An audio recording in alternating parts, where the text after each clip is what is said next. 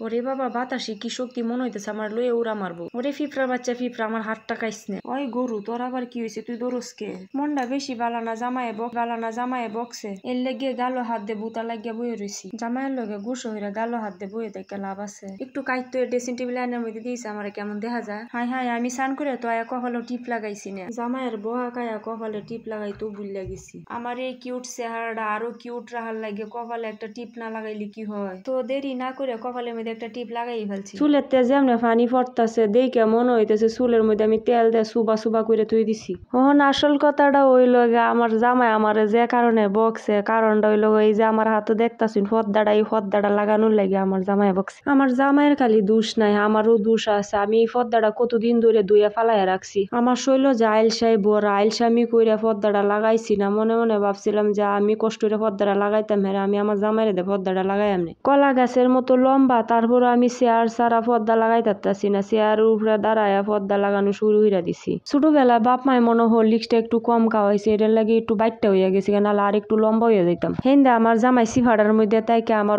পর্দা লাগানো দেখে চিল্লাইতাছে আমি নাকি পর্দা বালুরে লাগাই তারতাছি না। এই যে চান্দু আপনি যতই চিল্লি করুন না গেল লাগে পর্দাটা কিন্তু আমি লাগাইতাছি আমার খুশি মতো আমি যেমনে পারি এমনি পর্দা লাগাইম। পর্দা ঝুলানির লাগে পর্দার ভিতর দিয়ে ডুহাই দিছি একটা বাঁশ। এই যে দেখেন পর্দা হন কি সুন্দর ঝুলাইয়া রাখছি।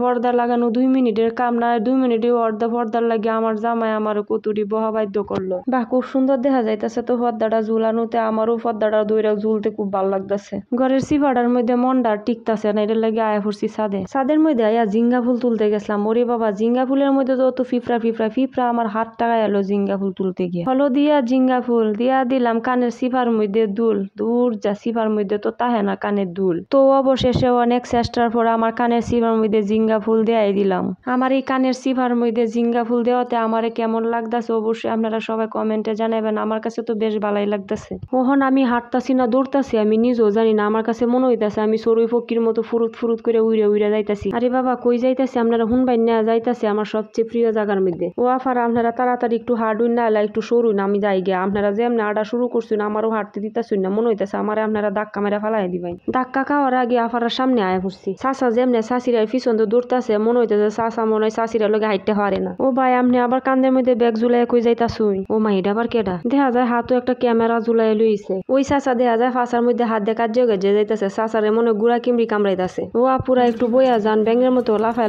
যাইতেছুন গে। আফা কালা চাচা চাচিরে দেখতে আয়া পড়ছে আমার পছন্দের জায়গার মধ্যে। ও ক্যামেরাম্যান ভাই আপনি কই? আপনার কাছে না ক্যামেরা আছে আমারে জলদি ফোকাস করেন। দূর যাই ক্যামেরাম্যান আমারে ছবি তুলবো কে লেগে। এই ক্যামেরাম্যান কি আমার সাথে আইছে শুরুতি আফারার সাথে। ওই গরু তুই কি বেশি দর্শক দেখে ডরায় দৌড়তাছস? ওরে বাতাসের বাচ্চা বাতাস মনে হইতাছে আমারে ধাক্কা মেরে ফালাই দিবে। আমার এই ভিডিওটা যদি আপনাদের কাছে ভালো লাগে তাহলে অবশ্যই একটা লাইক একটা কমেন্ট একটা শেয়ার করবেন।